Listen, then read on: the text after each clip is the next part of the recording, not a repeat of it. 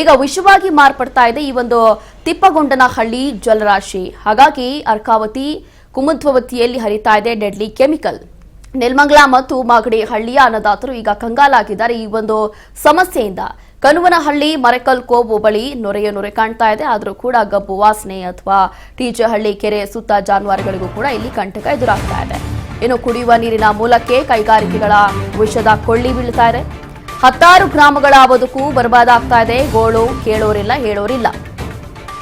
ಬೆಂಗಳೂರು ದಕ್ಷಿಣದ ಜೀವನಾಡಿ ತಿಪ್ಪಗೊಂಡನಹಳ್ಳಿ ಕೆರೆಗೆ ಈಗ ರಾಸಾಯನಿಕ ಕೆಮಿಕಲ್ ಮಿಶ್ರಿತ ನೀರು. ಆದರೂ ಕೂಡ ಯಾರು ತಲೆ ಕೆಡಿಸ್ಕೊತಾ ಇಲ್ಲ ಅನ್ನುವಂಥದ್ದೇ ಪ್ರಮುಖವಾದಂತ ಇಲ್ಲಿ ಆರೋಪ.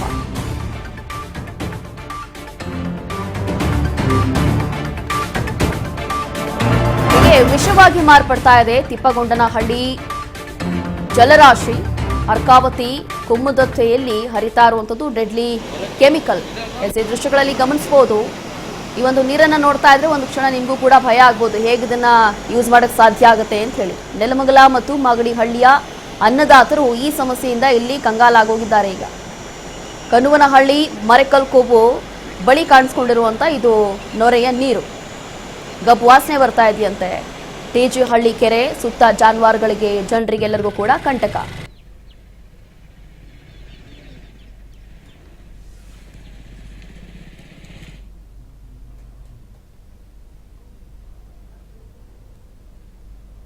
ಇನ್ನು ನಮ್ಮ ಪ್ರತಿನಿಧಿ ರಾಘವೇಂದ್ರ ಇದೇ ಒಂದು ವಿಚಾರಕ್ಕೆ ಸಂಬಂಧಪಟ್ಟಂತೆ ಅಲ್ಲಿರುವಂತಹ ಜನರ ಹತ್ರ ಮಾತಾಡಿದ್ದಾರೆ. ಒಂದು ಪ್ರತ್ಯಕ್ಷವಾದಂತಹ ವರದಿ ಕೊಟ್ಟಿದ್ದಾರೆ, ಬನ್ನಿ ನೋಡೋಣ.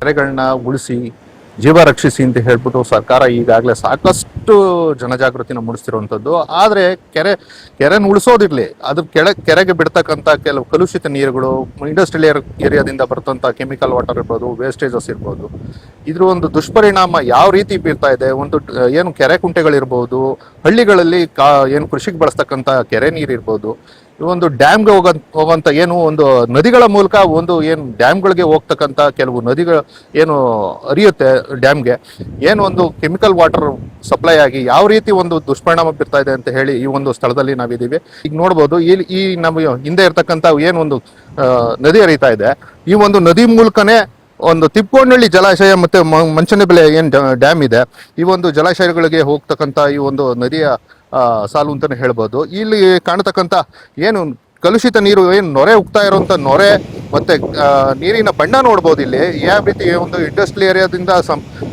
ಏನು ನೇರವಾಗಿ ಒಂದು ಮಾದನಾಯಕನಹಳ್ಳಿ ಪೀಣ್ಯ ಇಂಡಸ್ಟ್ರಿಯಲ್ ಏರಿಯಾದಲ್ಲಿ ಬರ್ತಕ್ಕಂಥ ಏನು ಒಂದು ಇಂಡಸ್ಟ್ರಿಯಲ್ ಏರಿಯಾ ಏನಿದಾವೆ ಅಲ್ಲಿಂದ ವೇಸ್ಟೇಜಸ್ ಇರ್ಬೋದು, ಆಯಿಲ್ ಕೆಮಿಕಲ್ಸ್ ಇರ್ಬೋದು, ಮತ್ತೊಂದು ಏನು ಕಲುಷಿತ ನೀರುಗಳನ್ನು ಏನು ಡ್ರೈನೇಜು ಮತ್ತು UGD ಇದಕ್ಕೆ ಸಂಬಂಧಪಟ್ಟಂತ ಎಲ್ಲ ವೇಸ್ಟೇಜಸ್ ನೀರುಗಳನ್ನ ಈಗಾಗಲೇ ತಿಪ್ಪಗೊಂಡನಹಳ್ಳಿ ಜಲಾಶಯಕ್ಕೆ ಮತ್ತೆ ಮಂಚನಬೆಲೆ ಜಲಾಶಯಕ್ಕೆ ಬಿಡ್ತಿರುವಂಥದ್ದು. ಈ ಒಂದು ದೃಶ್ಯಗಳು ನೋಡಿದ್ರೆ ಆರೋಗ್ಯದ ಮೇಲೆ ಪರಿಣಾಮ ಬೀರುತ್ತೆ ಅಂತಾನೆ ಇಲ್ಲಿ ನಾವು ತೋರಿಸಿದ್ರೆ ಸಾಕು, ಹೇಳೋದೇನು ಬೇಕಾಗಿಲ್ಲ. ಇಲ್ಲಿನ ಸಂಬಂಧಪಟ್ಟ ಏನು ಮಿನಿಸ್ಟ್ರಿ ಇದ್ದಾರೆ ಮತ್ತೆ ಸರ್ಕಾರ ಏನಿದೆ ಇದ್ರ ಬಗ್ಗೆ ನೇರವಾಗಿ ನಿಗಾ ವಹಿಸಬೇಕು ಅಂತ ಹೇಳಿ ಈಗಾಗಲೇ ಗ್ರಾಮಸ್ಥರು ಒತ್ತಾಯ ಮಾಡಿರುವಂಥದ್ದು. ಸ್ಥಳೀಯ ಗ್ರಾಮಸ್ಥರು ಕೂಡ ಈಗಾಗಲೇ ನಮ್ಮ ಜೊತೆ ಇರುವಂಥದ್ದು.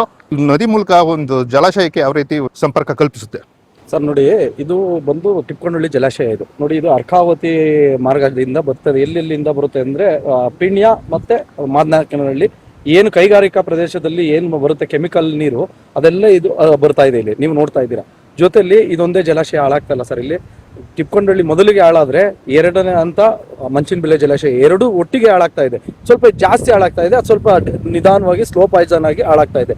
ಇದನ್ನ ಮೀರಿ ನಂತರ ನಮ್ಮ ಕರ್ನಾಟಕದ ಜೀವನಾಡಿ ಕಾವೇರಿ ನದಿಗೆ ಇದು ತಲುಪ್ತಾ ಇದೆ ಸರ್. ಇದಕ್ಕೆ ದಯಮಾಡಿ ನಮ್ಮ ರಾಜ್ಯ ಸರ್ಕಾರ ಏನಿದೆ ಎಚ್ಚೆತ್ತುಕೊಂಡು ಆದಷ್ಟು ಬೇಗ ನಮ್ಮ ಈ ಸಮಸ್ಯೆಗಳನ್ನೆಲ್ಲ ಬಗೆಹರಿಸಬೇಕು ಅಂತ ನಾನು ಅವ್ರ ಹತ್ರ ಮನವಿ ಮಾಡ್ತೀನಿ. ಯಾಕೆ ಫುಲ್ಲು ಅದು ನೀರು ನಿನ್ನೆ ರಾತ್ರಿ ಹರಿದಿರೋ ಸರ್. ನಾನು ಹಿಂದೆಗಡೆ ಇದೆ ಆ ಬಂಡೆ ನೋಡಿ ಸರ್, ನಿನ್ನೆ ರಾತ್ರಿ ಫೋರ್ಸ್ ಆಗಿ ಬಂದು ಆ ಬಂಡೆ ಮೇಲೆಲ್ಲ ಹೋಗಿರೋದು ಕಪ್ಪು ಕಲೆ ಕಟ್ಟಿದೆ. ಇದರಲ್ಲಿ ತುಂಬಾ ತೊಂದರೆ ಅಂತೂ ತುಂಬಾನೇ ಆಗ್ತಾ ಇದೆ. ರೈತರಿಗಾಗಿರ್ಬೋದು, ಜಾನುವಾರುಗಳಾಗಿರ್ಬೋದು, ಪ್ರಾಣಿ ಪಕ್ಷಿಗಳಿಗಾಗಿರ್ಬೋದು, ಈ ಮೀನುಗಾರಗಳಾಗಿರ್ಬೋದು, ಮೀನುಗಳಿಗಾಗಿರ್ಬೋದು ತುಂಬಾನೇ ಸಮಸ್ಯೆ ಇದೆ ಸರ್.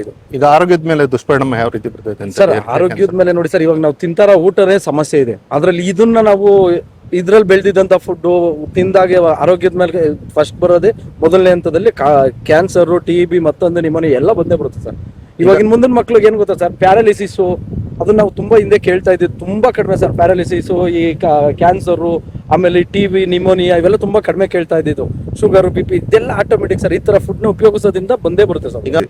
ಈಗ ಏನು ಗ್ರಾಮಸ್ಥರು ಹೇಳೋರು ರೀತಿ ನೋಡೋಕೆ ಹೋದ್ರೆ ಏನ್ ಈ ಒಂದು ನದಿ ಮೂಲಕ, ಒಂದು ಅರ್ಕಾವತಿ ನದಿ ಮೂಲಕ ಈಗಾಗಲೇ ತಿಪ್ಪೋನಹಳ್ಳಿ ಜಲಾಶಯಕ್ಕೆ ಮತ್ತೆ ಮಂಚಿನಬೆಲೆ ಜಲಾಶಯಕ್ಕೆ ಈ ಒಂದು ಕಲುಷಿತ ನೀರು ಸಪ್ಲೈ ಆಗ್ತಿರುವಂತದ್ದು. ಈ ಒಂದು ಅಂತರ್ಜಲ ಏನು ಈ ಸುತ್ತಮುತ್ತಲಿನ ಅಂತರ್ಜಲ ಕೂಡ ಇದರಿಂದ ಹಾನಿ ಆಗ್ತಾ ಇದೆ. ಸಾಕಷ್ಟು ದುಷ್ಪರಿಣಾಮಗಳನ್ನ ಎದುರಿಸ್ತಾ ಇರುವಂತದ್ದು. ಏನು ಒಂದು ಕ್ಯಾನ್ಸರ್ ಇರ್ಬೋದು, ಬೇರೆ ಬೇರೆ ಇತರ ಚರ್ಮ ಕಾಯಿಲೆಗಳು, ಮತ್ತೊಂದು ಕಾಯಿಲೆಗಳನ್ನ ಎದುರಿಸ್ತಾ ಇದ್ದಾರೆ ಅಂತ ಹೇಳ್ಬಿಟ್ಟು ಇಲ್ಲಿನ ಗ್ರಾಮಸ್ಥರು ಈಗಾಗಲೇ ದೂರಿರುವಂತದ್ದು. ಜಾನುವಾರುಗಳಿಗೆ ಇದನ್ನ ಬಳಸಕ್ಕಂತ ಯೋಗ್ಯತೆ ಇಲ್ಲ ಅಂತಾನೆ ಹೇಳ್ಬೋದು. ರಾಘವೇಂದ್ರ, ನೆಲಮಂಗಲದಿಂದ, ರಾಜ್ ನ್ಯೂಸ್.